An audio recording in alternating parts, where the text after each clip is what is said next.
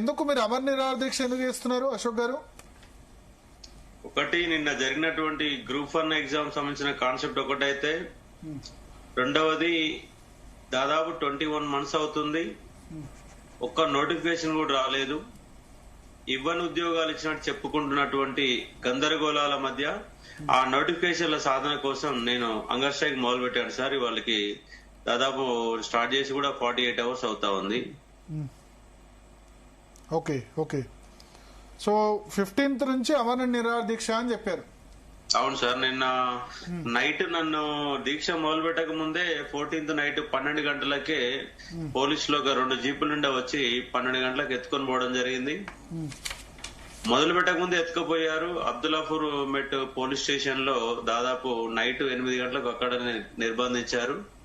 9 o'clock అట్లా ఇంట్లో వదిలిపెట్టారు. పోలీస్ స్టేషన్ లో కూర్చోబెట్టినప్పటికీ నేను మార్నింగ్ 6 గంటల నుంచే నా దీక్ష అనేది మొదలు పెట్టాను. అక్కడి నుంచి దీక్ష కంటిన్యూ అవుతుంది. వాళ్ళ ఇంట్లో వాస్తవంగా నేను ఇన్స్టిట్యూట్ లో ఉన్నది ఆన్లైన్ ఆఫీస్ ఉంటది, ఆన్లైన్ ఆఫీస్ లో కూర్చుందామని అక్కడే కూర్చున్నాను.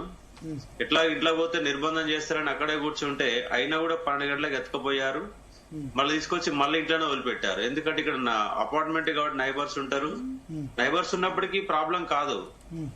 కానీ సమస్య ఏంటంటే ఇక్కడ పోలీసులు అపార్ట్మెంట్ చుట్టూ ఒక 50 మంది పోలీసులను పెడతారు. 50 మంది పోలీసులను పెట్టి ఇంటికి వచ్చిన వాళ్ళందరినీ, అపార్ట్మెంట్ లోపలికి వచ్చిన వాళ్ళందరూ చెకప్ చేసుకుంటా గందరగోళాలకు గురి చేస్తారు.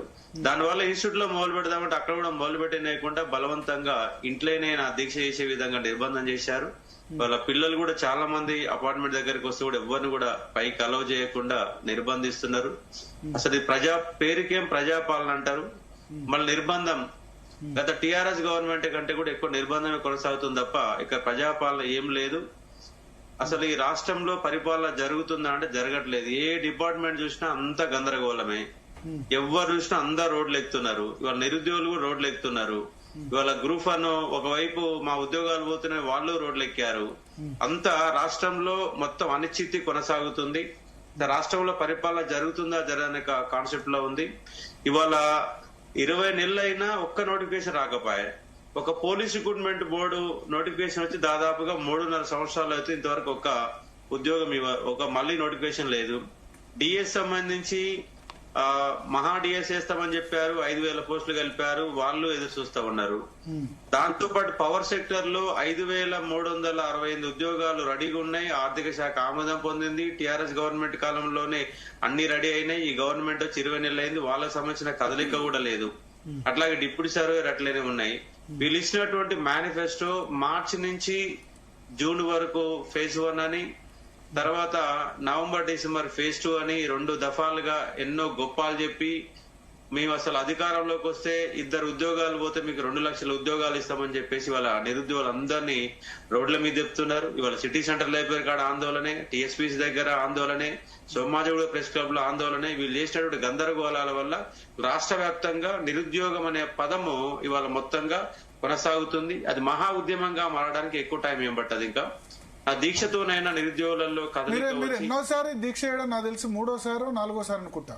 3వ సార్. ఈ గవర్నమెంట్ వచ్చినాకనే 3వ. ఓకే, కొనసాగుతుంది. షార్ట్ ఇంటర్వెల్స్ లో ఎన్నిసార్లు ఎందుకు దీక్ష చేయాల్సి వచ్చింది?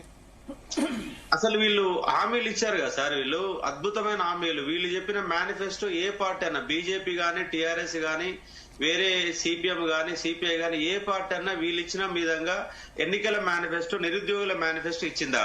ఇవ్వలేదు కదా. వీళ్ళు అంత అద్భుతమైన మేనిఫెస్టో ఇస్తే మాకు ఉద్యోగాలు వస్తామని చెప్పేసి మేమేమో వీళ్ళ కోట్లేసి గెలిపిస్తేనేమో ఇలా మీరు కాంగ్రెస్ పార్టీకి ప్రచారం కూడా చేశారనుకుంటా, బస్ యాత్ర కూడా చేశారు. మహబూబ్ నగర్ జిల్లా మొత్తం తిరిగినాను.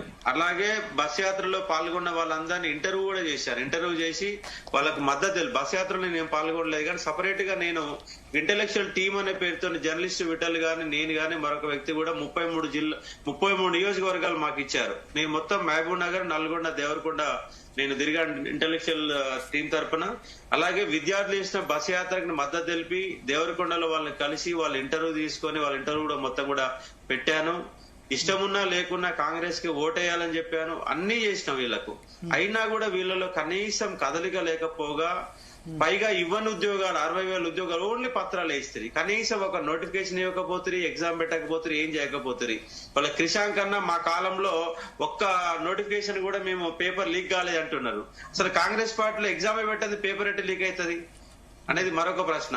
కాబట్టి నిరుద్యోగులు అనే వాళ్ళు రోడ్ల మీద ఎక్కక ముందే, వాళ్ళు తీవ్రతరంగా ఉద్యమం మారక ముందే, నా ఆరోగ్యం ఖరాబు కాకముందే పెట్టారు కదా, డిఎస్సి పెట్టారు, డిఎస్సి రిక్రూట్మెంట్ కంప్లీట్ చేశారు. డిఎస్సి వాళ్ళు పాత నోటిఫికేషనే కదా, వీళ్ళు కొత్త నోటిఫికేషన్ ఏమి కాదు. పాత నోటిఫికేషన్ కు 5,089 ఉద్యోగాలు కలిపారు. వీళ్ళు మెగా డిఎస్సి 25,000 ఉద్యోగాలు హామీలు ఇచ్చారు కదా. మరి 25,000 ఉద్యోగాలు హామీ ఇచ్చేసి దానికి జస్ట్ 5,089 ఉద్యోగాలు మాత్రమే కలిపితే మా డిఎస్సి అయిపోయిందంటే ఎట్లయితుంది? అయిపోదు కదా. మీరు అధికారంలోకి వచ్చిందే నిరుద్యోగులకు సంబంధించిన కాన్సెప్ట్ మీద అధికారంలోకి వచ్చారు. మా అధికారంలోకి వచ్చిన కనీసంగా సోయి లేకుండా, అవగాహన లేకుండా అదే విధంగా ఉంటే ఏ విధంగా వివరించవచ్చు చెప్పండి. కాబట్టి ఆ ఉద్యోగాల సాధన కోసమే నా హంగర్ స్ట్రైక్ అనేది కొనసాగుతుంది.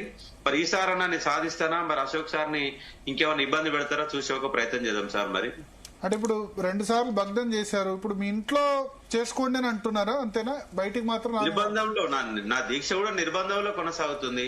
నా గేట్ అప్లై చేశారా? నిరాహార దీక్షకు అనుమతి ఇమ్మని అప్లై చేశారా? అనుమతి ఇవ్వరు కదా. అంతకుముందు మామూలుగా ధర్నా చేస్తుంటేనే పోయినసారి ఇందిరా పార్క్ కూడా ధర్నాకి ఇవ్వలేదు. ఇంకా ఆమరణ నిరాహార దీక్ష ధర్నాకి పిలుస్తారా? ఇవ్వరు కదా.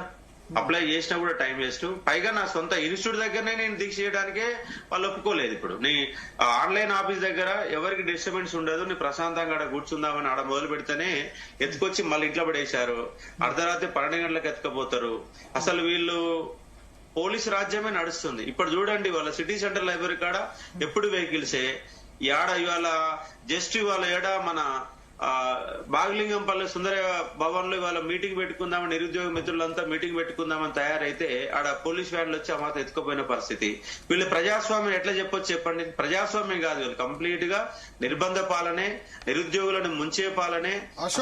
అశోక్ గారు టిఆర్ఎస్ ఫోల్డ్ లోకి వెళ్లారు అని కాంగ్రెస్ వాళ్ళు అంటారు. మొన్న బీఆర్ఎస్ నుంచి బీజేపీ వాళ్ళు కూడా కలిశాను. బీజేపీకి సంబంధించి ఎంపీ ఈటల రాజేందర్ గారిని కలిశాను.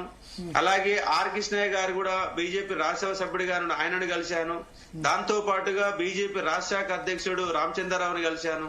ఇటు టీఆర్ఎస్ వాళ్ళు ఎట్లా కలిసినట్టు బీజేపీ కేటీఆర్ చేత మీరు ఈ కరపత్రం, ఈ అమర నిరాహార దీక్ష ఆవిష్కరణ ఇవన్నీ కూడా, అట్లాగే రామచంద్రరావు గారి చేతి కూడా నేను ఆవిష్కరణ చేశాను. కేటీఆర్, అలాగే ఎల్బీ నగర్ ఎమ్మెల్యే సుధీర్ రెడ్డి గారు, అలాగే సూర్యాపేట ఎమ్మెల్యే జగదీశ్వర్ రెడ్డి గారు, ఈ ముగ్గురిని కలిశాను. అలాగే బీజేపీలో ఇటు ముగ్గురిని కలిశాను. అట్లాగే ఉద్యమకారులు విటలు, పృథ్వీరాజ్ అన్న, దాంతో పాటు బీసీ ఇంటెలెక్చువల్ ఫోరం చిరంజీవులు సార్, వీళ్ళందరూ కూడా కలిశారు. నాట్ ఓన్లీ టీఆర్ఎస్ అనే కాకుండా అన్ని పార్టీలోనే అందరు ఉద్యమకారులు. మనతో పాటు మీరు తెలంగాణ విఠల్ గారు ఫోన్ లైన్ లో సిద్ధంగా ఉన్నారు. విఠల్ గారు, భరత్ అన్న, గుడ్ ఈవినింగ్. నేను సర్వీస్ కమిషన్ సారీ, బీజేపీ నుంచి విఠల్ గారు సిద్ధంగా ఉన్నారు. సో విఠల్ గారు, ఇప్పుడు సర్వీస్ కమిషన్ సంబంధించి ఒక నిర్ణయం తీసుకుంది అప్పీల్ చేయాలని చెప్పి. ఇంకోవైపు ఇవాళ గ్రూప్ 1 ర్యాంకర్స్ ప్రెస్ మీట్ పెట్టారు. వాళ్ళ ప్రెస్ మీట్ చూస్తే కూడా రెండు వైపులా కదిలిస్తుంది. అంటే ఇప్పుడు ఒకసారి 563 మందికి ర్యాంక్స్ ఉద్యోగాలు వచ్చిందని అయిన తర్వాత ఇప్పుడు మీరు సెలెక్ట్ కాలేదు అని అంటే వాళ్ళ మానసిక పరిస్థితి కూడా మనం అర్థం చేసుకోవాలి. ఎట్లా దీనికి ఇబ్బంది? ఎందుకంటే 563 మంది 563 నిజంగా అవకతవకలు జరిగాయి అనుకుందాం. అందరూ కూడా ఆ విధంగా వచ్చిన వాళ్ళు కదా, మెరిట్ ద్వారా కూడా సెలెక్ట్ అయిన వాళ్ళు ఉంటారు కదా. ఎగ్జాక్ట్లీ. అంటే ఇప్పుడు తెలంగాణ రాష్ట్రం ఏర్పడిన తర్వాత ఇప్పటి వరకు కూడా గ్రూప్ 1 సెలక్షన్, అంటే ఒక్కసారైనా గ్రూప్ 1 సెలక్షన్ ఒక అధికారులను బ్యూరోక్రాట్స్ ఇవ్వకపోవడం